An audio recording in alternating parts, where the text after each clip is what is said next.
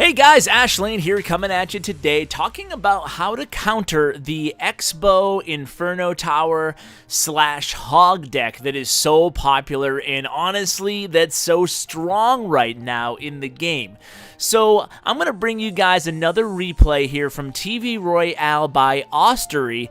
Now Osteri, a little secret between us guys, not sure if you know this, but he's actually on the dev team for Clash Royale and he's responsible for balancing and in a lot of ways making the strengths of the individual cards. So if there's a good person to watch in terms of replays, go check out Osteri. He's in the clan Golden Man, and you might even want to check in from time to time just to see what cards he's using, because he's a very good attacker and obviously defender. He's currently 48th in the game, and he's playing against one of these Xbow Inferno decks right now. So I figured I'd bring this replay to show you guys a way to beat it. And sometimes, if you'll notice, on the TV Royale replays, they'll share a replay such as this. It wasn't a last-second victory, but I'm not sure if it's on purpose or not, but this shows attackers how to beat this really popular deck. I'm not sure if they do this on purpose, but sometimes you'll see people win against popular decks, and look at this. As we pause for a second, Osteri's able to get in a really nice offensive here, and the cool thing about watching these replays, part of the reason it's so valuable, is you can see how much elixir the opponent has and how much and where the thought process of each of the players is throughout the match.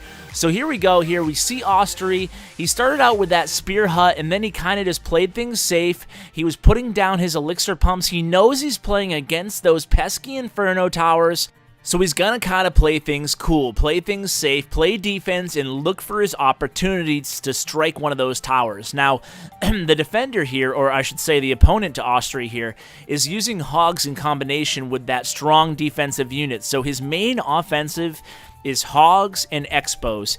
If you know your opponent has an Xbow and hogs, a smart player will go ahead and play defense more than offense. That means you don't want to ever be too low on elixir, because you have to make fast defensive plays when you're playing against an Xbow or when you're playing against the hogs. So you always want to make sure you have a little bit of elixir built up, unless you really can go for the kill on one of the towers. So here you'll notice, to keep his elixir up, Osteri is playing the Elixir Pump in his deck. Now, I haven't played a ton of Elixir Pump myself personally, but it certainly, you can make a strong case for it here on Osteri's deck, because what it's allowing him to do is still mount those occasional offensive pushes, like you can see right here against the right tower, while at the same time, he's keeping some elixir stored up so he can play defense against those really strong attacks. Again, here comes the Xbow right in the middle of the map.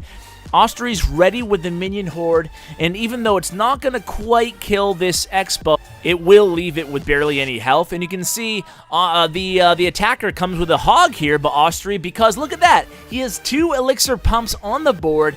He's going to make the second Spear Goblin hut in the right-hand lane. Even though it's only going to be a 1-crown victory, it was a pretty decisive win, because he was almost able to get a nice offensive going towards the end there against that remaining tower on the right. So, that's how you counter the Inferno Tower, the Xbow, and the Hog combination. It's a powerful deck, but it can be beaten. Let's go ahead and take a quick look at Osteri's profile. 348 wins. Certainly, he changed, you can see, his battle deck a little bit around since then. He's added the baby P.E.K.K.A. into the deck, it looks like. And let's just go through the cards real quickly. Skeletons, he had the Spear Goblins for fast-moving defensive units and to mount an offense along with the hut and whatnot. He had the Goblin Hut, obviously, and then he was using the Elixir Collector to keep the elixir flowing throughout the whole fight. He had the Barbarians that he was using as an offensive weapon with the Musketeers, kind of backed up by the Goblin Hut, and you can see the Minion Horde obviously there to mount strong defenses or offense if he needed it. So the Hog Rider, the Inferno Tower, the Xbow, a very potent combination, but hey, this is a good way to battle it. So guys, I hope you enjoyed this episode. As always, thanks for watching and take care.